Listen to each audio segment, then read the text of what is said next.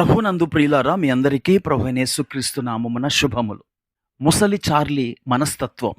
నేటి ధ్యానం కొరకు కొలస్సీలకు రాసిన పత్రిక 3వ అధ్యాయము 23వ వచనాన్ని చదువుకుందాం.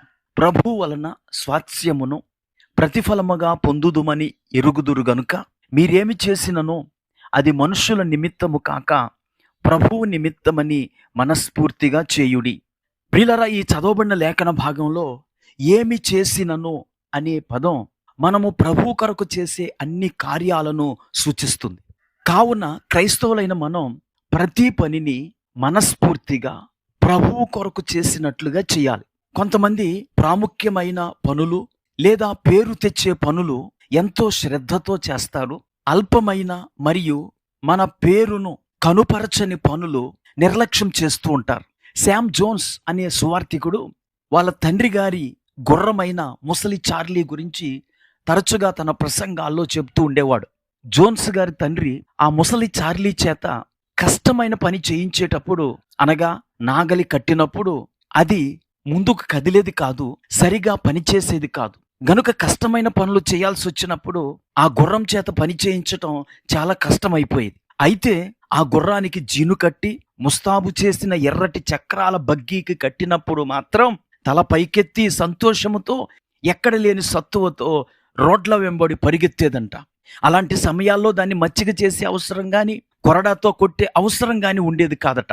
అంటే రంగురంగుల చిత్ర విచిత్రమైన అలంకారాలంటే దానికి చాలా ఆసక్తి అనిపించేది. ప్రియులారా, మానవ ప్రవృత్తి కూడా అలాంటిదే.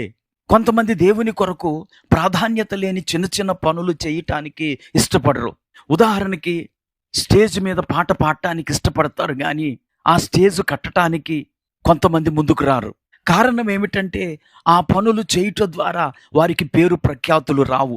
అదే పాట పాడితే పేరు ప్రఖ్యాతులు వస్తాయి. ప్రియులారా, ఇలాంటి ప్రవృత్తి నిజ క్రైస్తవ్యానికి విరుద్ధమైనది. మనము దేవుని కొరకు చేసే ఏ పనైనా సరే దేవుని నుండి ప్రతిఫలాన్ని కలిగిస్తుంది. అవకాశం రావాలే గాని ప్రభు కొరకు మనము ఏ పనైనా చేయటానికి సిద్ధంగా ఉండాలి. కోరహు, దాతాను, అభిరాములు దేవుని మందిర సేవ చేయటానికై ప్రత్యేకించబడ్డారు. అయితే యాజకత్వమును అహరోను నిర్వహించేవాడు. ప్రజలకు దైవ సందేశాన్ని మోషే తెలియచేసేవాడు. కానీ కోరహుకు మోషే చేసే పని మీదే ఉండేది. వారు చేసే పని వారికి అల్పముగా తోచేది. మోషే వారితో సంఖ్యాకాండం 16వ అధ్యాయము 9వ వచనంలో ఇలా అంటాడు: తన మందిర సేవ చేయుటకు యెహోవా మిమ్మును తన యొద్దకు చేర్చుకొనుటయు, మీరు సమాజము ఎదుట నిలిచి వారు చేయవలసిన సేవ చేయునట్లు ఇశ్రాయేలీల దేవుడు ఇశ్రాయేలీల సమాజములో నుండి మిమ్మును వేరుపరచుటయు మీకు అల్పముగా కనబడునా. ప్రియులారా, దేవుని బిడ్డలమైన మనం అలా ఉండకూడదు. ప్రభు కొరకు మనం చేసే ప్రతి పని ప్రభు చూస్తున్నాడు అని ఎరిగి ముసలి చార్లీ మనస్తత్వం రాకుండా ప్రభు కొరకు ప్రతి పనిని నమ్మకంగా చేద్దాం. దేవుని దీవెనలను పొందుకుందాం. ప్రార్థన చేసుకుందాం. కృపా కనికరం కలిగిన మా తండ్రి, నీకు వందనాలు. ప్రాధాన్యత లేని పనులు కూడా, పేరు ప్రఖ్యాతులు తీసుకురాని పనులను కూడా మేము ఎంతో నమ్మకంగా చేసే కృప మా వీక్షకులకు మాకు దయచేయమని యేసుక్రీస్తు నామమున ప్రార్థించి వేడుకుంటున్నాము. ఆమేన్.